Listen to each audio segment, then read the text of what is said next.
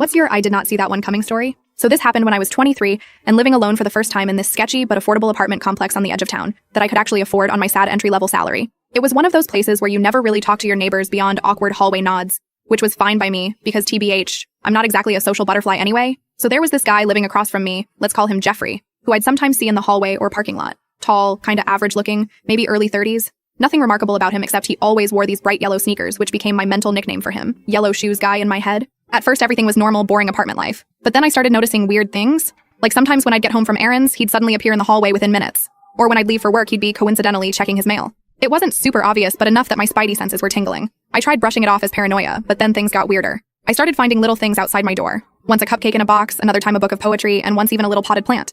No note, nothing creepy written inside, just random gifts. Obvi, I didn't eat the cupcake, not trying to get poisoned TVM, but NGL, the plant was cute, so I kept it. Probably stupid, I know. Then one night around midnight, I heard a weird scratching sound at my door. I peeked through the peephole and literally almost screamed when I saw Jeffrey crouching down doing something to my welcome mat. I was frozen watching him through the peephole as he placed something under it and then hurried back to his apartment. I waited like 20 mins before opening my door the tiniest crack to see what he left, and it was a folded piece of paper. Inside was a drawing of my apartment door with, "I know what you're doing," written underneath in messy handwriting. Y'all, I was shook. I double-locked everything and spent the whole night Googling restraining orders and texting my friend Hazel about what to do. I decided to confront him, with Hazel on FaceTime in my pocket ready to call 911, because apartments in my price range were impossible to find and I couldn't just move. Next morning, I gathered all my courage and pepper spray in my pocket and knocked on his door. Jeffrey looked surprised when he opened it, and I immediately launched into this whole speech about how I knew he was watching me and leaving things, and it needed to stop right now or I'd call the cops. And I kid you not, his face went from confused to horrified in like 2 seconds. He started stammering about how he thought I was someone else, said he'd been leaving those things for the person who lived in 3B. I lived in 3D. Turns out the actual apartment numbers were super faded on our doors,